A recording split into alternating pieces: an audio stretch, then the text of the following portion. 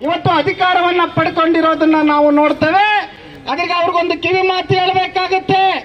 ನೀವು ಜಾತ್ಯತೀತ ಅನ್ನುವಂತ ಪದವನ್ನ ತೆಗೆದುಹಾಕಿ ಅಲ್ಲಿ ಪಾಳ್ಯಗಾರಿಕೆಯ ಜಾತಿವಾದಿ ಅನ್ನುವಂಥದನ್ನ ಹಾಕೋಬೇಕಾಗುತ್ತೆ. ನಿಮಗೆ ಯಾವ ನ್ಯಾಯ ನೈತಿಕ ಹಕ್ಕಿಲ್ಲ ಜಾತ್ಯತೀತತೆ ಅನ್ನುವಂತ ಹೆಸರನ್ನ ಬಳಸೋದಿಕ್ಕೆ ಅನ್ನುವಂತ ಮಾತನ್ನ ಹೇಳ್ತಾ ತಾವೆಲ್ಲ ಅರ್ಥ ಮಾಡ್ಕೊಳ್ಬೇಕು. ವಿದ್ಯಾರ್ಥಿ ಸಹೋದರರು, ಇವತ್ತು ಯಾಕೆ ಅವರು ಸಿದ್ದರಾಮಯ್ಯನವರ ವಿರುದ್ಧ ಈ ಕುತಂತ್ರವನ್ನ ಮಾಡ್ತಾ ಇದ್ದಾರೆ? ಇದು ಇವತ್ತಿನ ಕುತಂತ್ರ ಅಲ್ಲ. ಈ ಕುತಂತ್ರ ಸಾವಿರಾರು ವರ್ಷಗಳಿಂದ ನಡ್ಕೊಂಡು ಬರ್ತಾ ಇದೆ. ಬುದ್ಧನನ್ನ ಈ ನೆಲದಿಂದ ಓಡಿಸಿದ್ರು. 12ನೇ ಶತಮಾನದಲ್ಲಿ ಕ್ರಾಂತಿಯ ಬೀಜವನ್ನ ಬಿತ್ತಿದಂತ ಅಣ್ಣ ಬಸವಣ್ಣನವರನ್ನ, ಶರಣರನ್ನ ಅಮಾನುಷವಾಗಿ ಕೊಲೆಯನ್ನ ಮಾಡಿದ್ರು. ಆ ಕೊಲೆಗಡಕರ ಜೊತೆ ಇವತ್ತು ಲಿಂಗಾಯತರು ಸೇರ್ಕೊಂಡಿದ್ದಾರೆ. ಇದು ಅತ್ಯಂತ ಅಪಮಾನಕರವಾದಂತದ್ದು. ನಿಜವಾದ ಬಸವಾದಿ ಶರಣರಾದ್ರೆ ಅವರು ಬಾಬಾ ಸಾಹೇಬರ ಜೊತೆ ಇರಬೇಕು, ಬುದ್ಧರ ಜೊತೆ ಇರಬೇಕಾಗಿತ್ತು.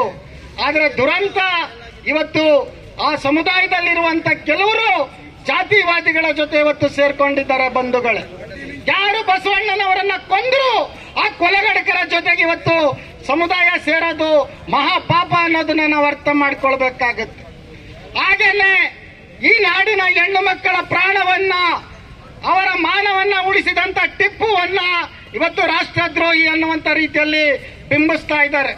ನಿಮಗೆಲ್ಲ ಅರ್ಥ ಇರಬಹುದು, ಕಳೆದ ಪಾರ್ಲಿಮೆಂಟಿನಲ್ಲಿ ಸನ್ಮಾನ್ಯ ನಮ್ಮ ರಾಷ್ಟ್ರೀಯ ನಾಯಕರಾದಂತ ಮಲ್ಲಿಕಾರ್ಜುನ ಖರ್ಗೆ ಅವರು ರಾಜ್ಯಸಭೆಯಲ್ಲಿ ಒಂದು ಮಾತನ್ನು ಹೇಳಿದ್ರು.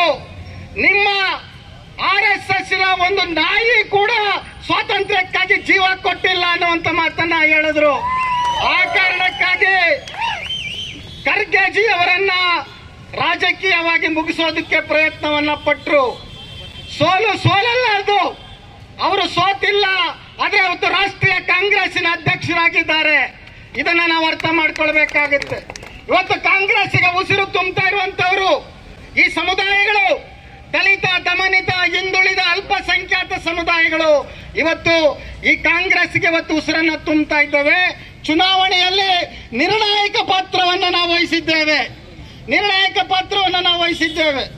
ಹಾಗಾಗಿ ಈ ರಾಜಕೀಯ ಕುತಂತ್ರವನ್ನ ಮಾಡೋದಕ್ಕಾಗಿ ಇವತ್ತು ಇವರೆಲ್ಲ ಸೇರ್ಕೊಂಡು ಸಿದ್ದರಾಮಯ್ಯನವರನ್ನ ನಾವು ರಾಜಕೀಯವಾಗಿ ಮುಗಿಸ್ತೀವಿ ಅನ್ನೋದು ನಿಮ್ಮ ಹಣೆಯಲ್ಲಿ ಬರೆದಿಲ್ಲ. ಸಿದ್ದರಾಮಯ್ಯ ಕೇವಲ ಸಿದ್ದರಾಮಯ್ಯ ಅಲ್ಲ, ಅವರು ಈ ನೆಲದ ಮಣ್ಣಿನ ಮಕ್ಕಳ ಧ್ವನಿ ಅದು. ಆ ಧ್ವನಿಯನ್ನು ಅಡಗಿಸೋದಕ್ಕೆ ಸಾಧ್ಯವಿಲ್ಲ.